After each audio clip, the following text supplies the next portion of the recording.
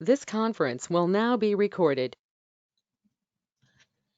All right, why don't we call the Deployment Committee meeting of the Connecticut Green Bank to order. Are there any public comments?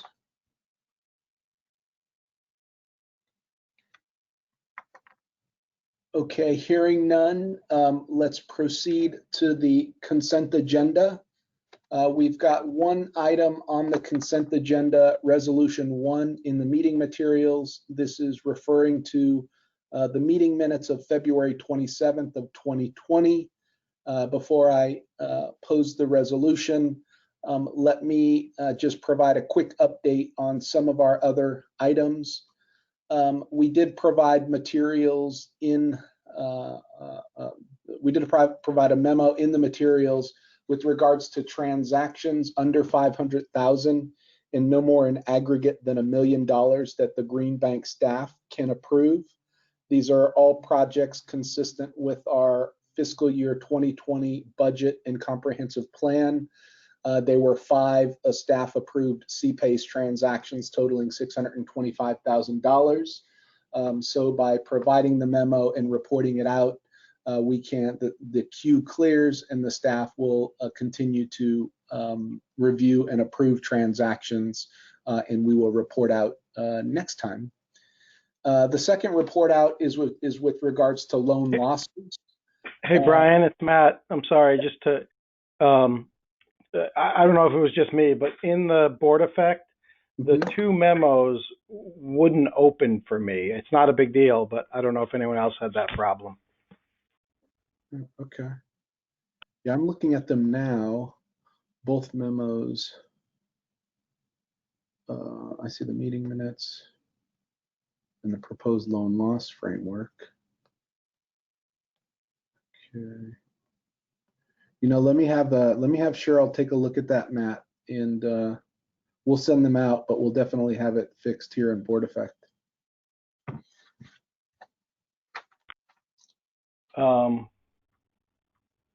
Okay, thanks. Yeah, no, you know what? Actually, it's my mistake. They're attached to the minutes. I thought they were separate items, but I see now they're at the end of the minutes.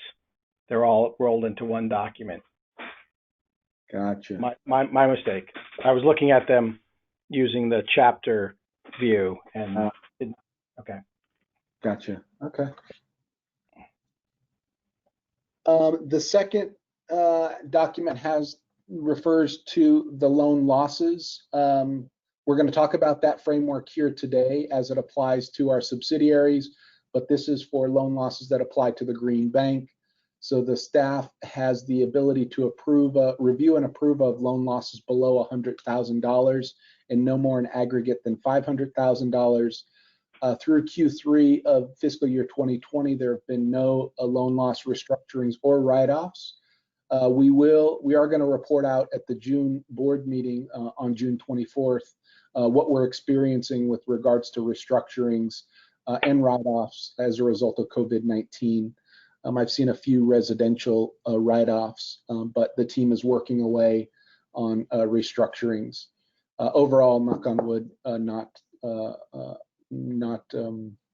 any major issues. So on the meeting minutes, is there a motion to approve Resolution 1? So moved. Matt.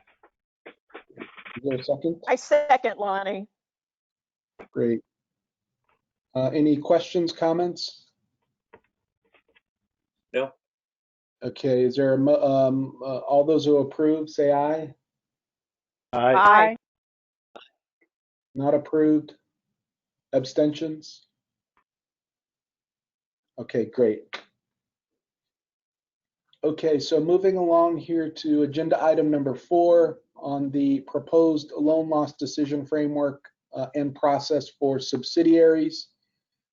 So back in June of 2018, the staff proposed and the board supported a framework that would allow the staff to look at restructuring and writing off transactions, as well as creating loan loss reserves. I will talk about that in a second. That was reviewed and approved in June of 2018. And then a month ago, we proposed some modifications given COVID-19 that would enable staff to do some restructurings to be responsive to the needs of the market, given what's happening with COVID-19. And the board supported those additional allowances. And again, I'll talk about those in terms of the framework in a second. The loan loss decision framework that was approved in June of 2018 applied to the organization, the Green Bank. In that memo, it stated that at a future date, we would come back with a framework that applied to the Green Bank subsidiaries. So as you know, we established various subsidiaries to allow us to partner with our private sector investors to support the mission of the Green Bank in providing low-cost long-term capital to end-use consumers. We've built about $65 million in principal and interest producing assets through our subsidiaries. And as we continue to invest resources through the subsidiaries with the expectation of getting our principal and interest back over time, there are, of course, going to be instances when restructuring the transactions or writing off transactions will occur. So we will look to this loan loss decision framework process for guidance in terms of how to do that. Per our bylaws, the oversight of assets is seen by the deployment committee. There are various sections of our bylaws that speak to this. And in terms of our process, what we're proposing here today, and we've also had a conversation with the Audit, Compliance, and Governance Committee a little over a week ago, is proposing how the loan loss decision framework would apply to our subsidiaries. And it's after our review today with the deployment committee, it would be our hope that we would recommend to the full board of directors at our next board meeting in June, the review and approval of this framework so that we can put it into operation. So the way it works, this is no different than the framework that we have for the organization. So with regards to our provisional loss reserves, I see Jane is on the line, so feel free, Jane, to weigh in here as well. Is with our annual review and reporting from the auditor, we take a look back at all of our different programs and projects and apply a loss reserve to them. That gets applied into our future budget. We maintain a schedule that speaks to those losses, and we report out on using that schedule. So we will continue with that loan loss reserve process. Of course, back in April, when we made the recommendation with regard to COVID-19, we asked for an additional provision given an analysis we had done on our current portfolio and the likely impacts of COVID-19. So we increased our provision for loan losses by $4.1 million for the year. But, knock on wood, that's the worst case. Everything is going well so far. So the second is with regards to restructuring of transactions. If the principal value of the transaction outstanding, the principal value outstanding is less than $100,000, then the staff has the ability to review and approve of those adjustments. If it's between $100,000 to $1 million of principal outstanding, that needs to be brought to the deployment committee. And anything greater than $1 million in terms of restructurings has to be brought to the board. What we talked about in April were specific transactions that needed to be restructured in light of the impacts of COVID-19.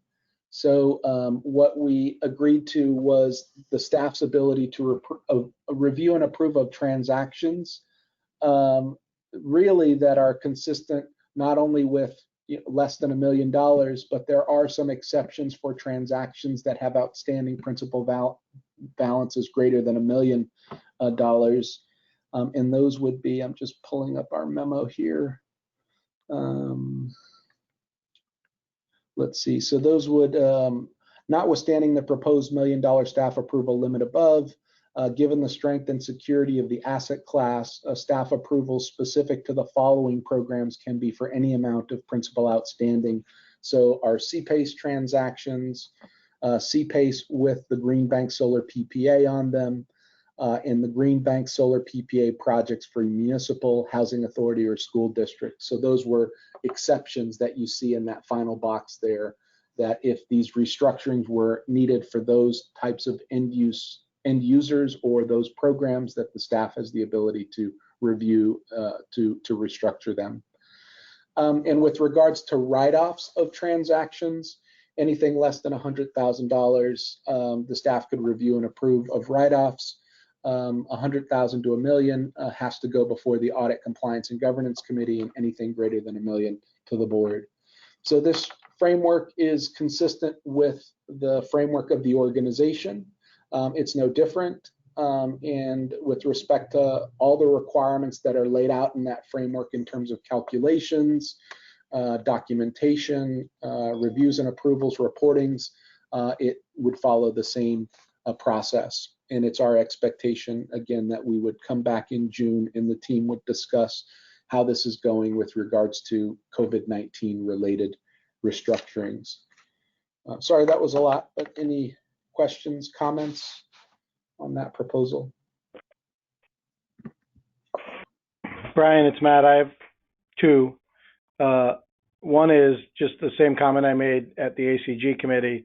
I think, it should be clear in the table, and I'm looking in the memo, I'm sure it's in there, but under the restructuring, the new restructuring under COVID-19, there's still a staff reporting to the board regularly on the restructurings.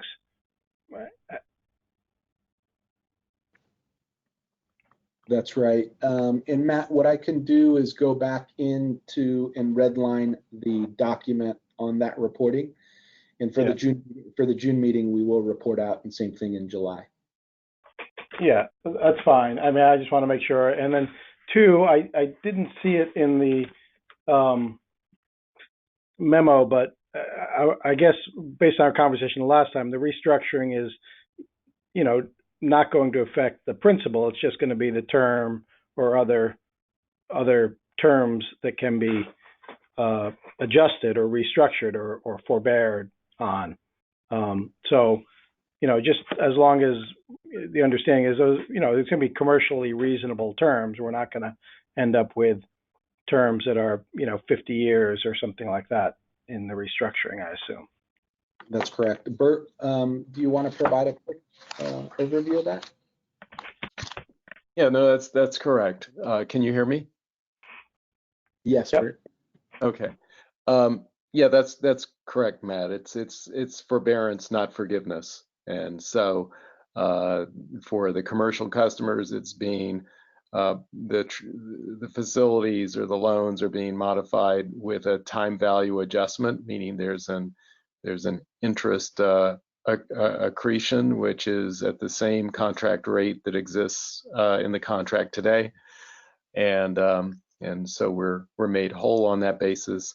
For the residential portfolio, we decided to fall in line with the rest of the financial services community, which is basically just taking the amount that is skipped. Generally, it's a three monthly payments of skipping, and those payments are tacked on to the end of the agreement, and the customer applies for that, makes a request to our servicer, and the servicer gets the customer to sign off on the modified agreements, and in return, we agree not to report out any of this to the credit rating agencies. Great, thank you. You're welcome. Thank you, Matt. Any other questions, comments? Okay, is there a motion to approve resolution 2, which would essentially be the deployment committee recommending this, and I will make that change in a red line version for the board reporting in the memo. Is there a motion to approve resolution 2? So moved, Matt. Great. Second? Was that you, Benu? Yeah, Great. I can. Great. Thank you, Benu. Any questions, comments? Nope. Okay, all those in favor say aye. Aye. Aye. Aye. Aye. Great. Nays? Abstentions? Okay, great.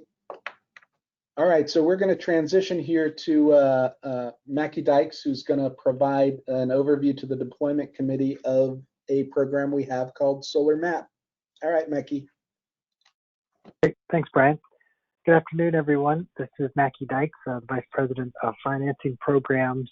I wanted to give an overview of really essentially a new program that we have.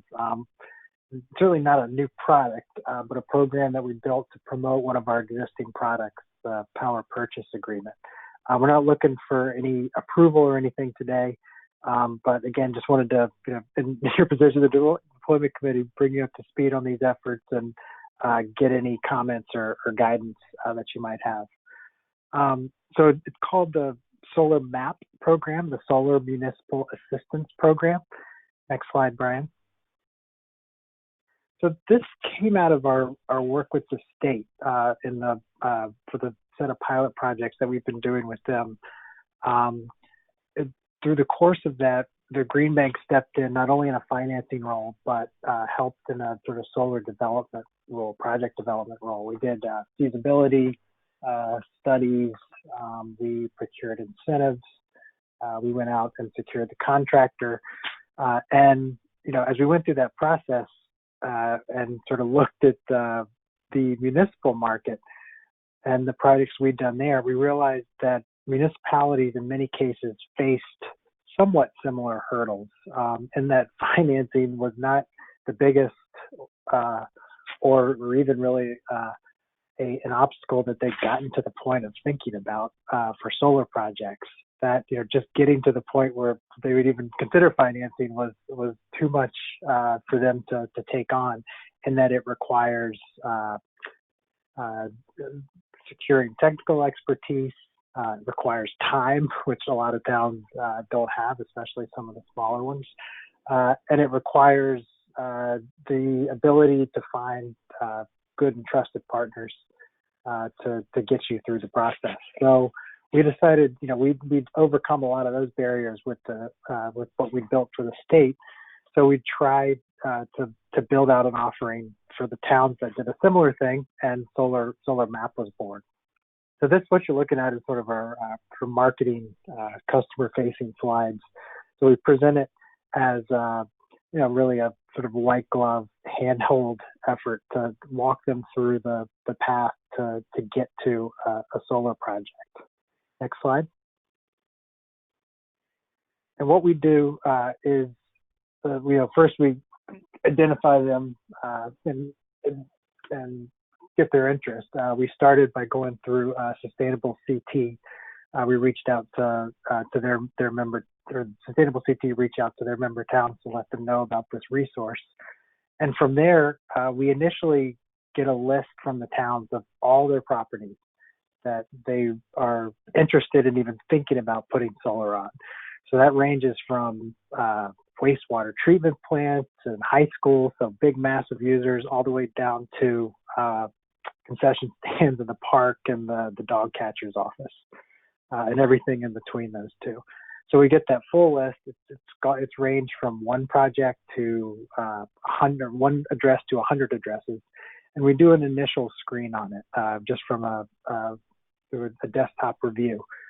We're looking for sort of looking at basic parameters to make sure a project is feasible there, such as a roof that's big enough for a project minimum 50 kilowatts, that there's no obstructions on the roof, not too much shading, and if there are any of those things, is there enough ground for a ground mount or a big enough parking lot for a carport? Once it passes, we then continue to work with the town. We get on site.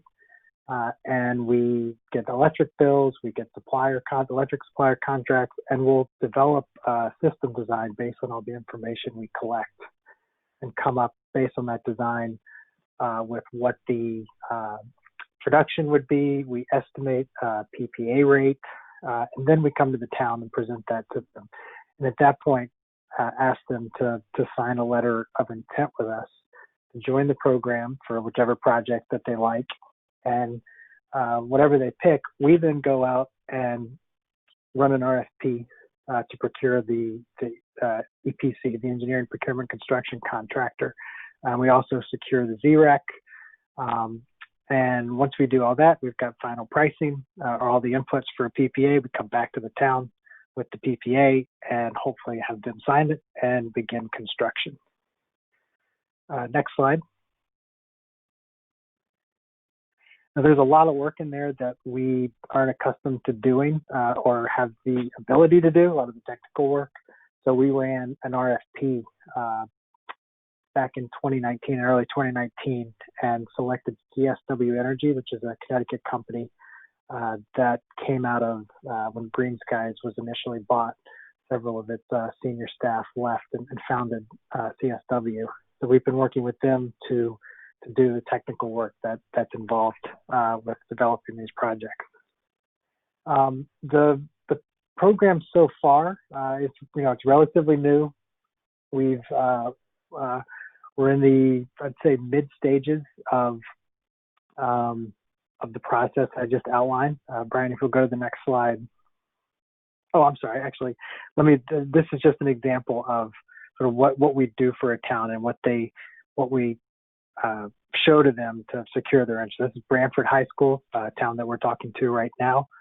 So, after getting the addresses and doing the site visits, we developed this, which is essentially a project that's ready to go, ready for bid. We estimate the PPA rate that we could get through our RFP and the construction costs, and then based on everything, we show them a PPA rate that we can provide a discount. So we hope to get them to sign up. And then next slide. Next slide, Brian. And then we run through all their potential savings. For we do this for all our towns, all the projects. And in doing so, if you'll go to the next slide, we've built up a fairly decent first round of projects here. This list had 6 more towns in it, but then COVID hit right in the middle of this first round of solar maps. So those 6 towns have sort of been put on hold while they focus on other things.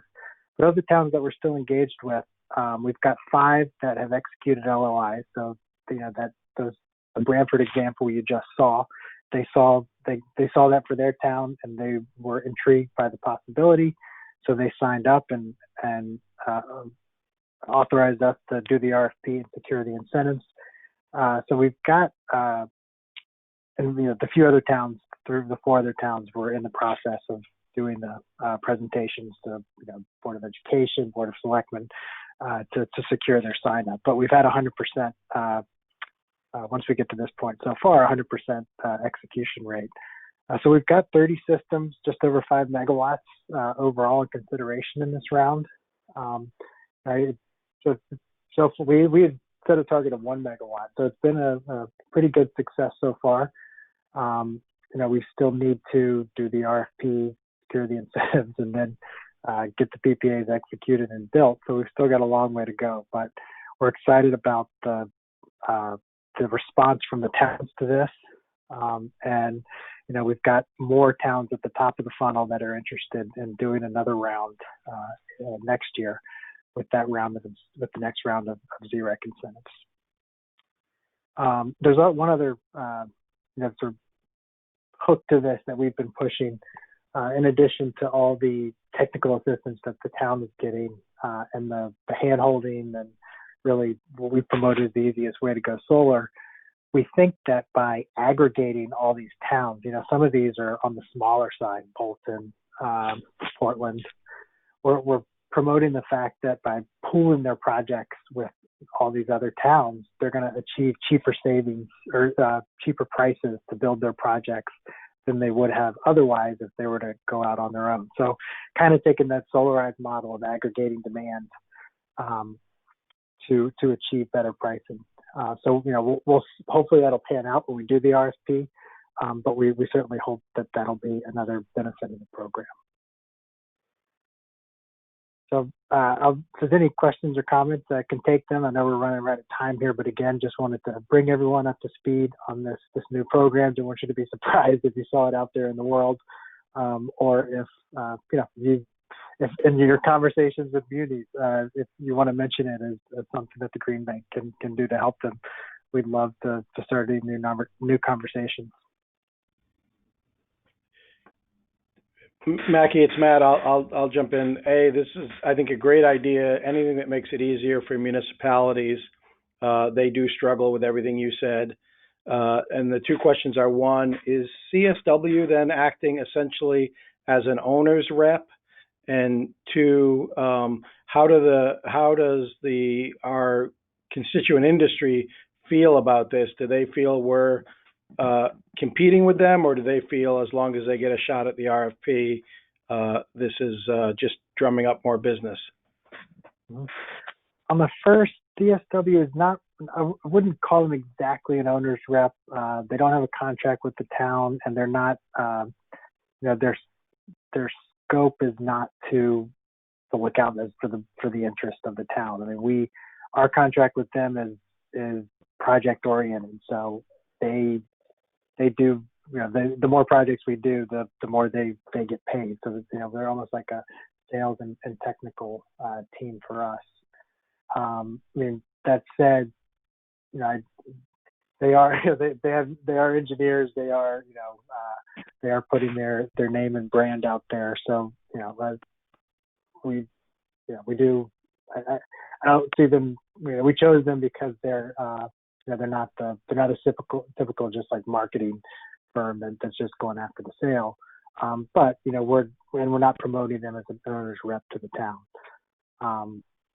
But yeah, they're not looking at serving in that role. On the second, we haven't gotten too much feedback. I expect the industry reaction to be mixed.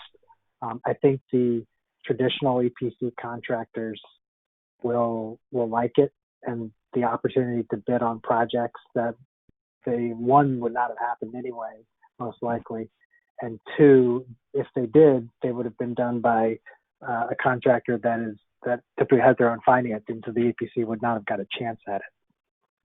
I do think some of the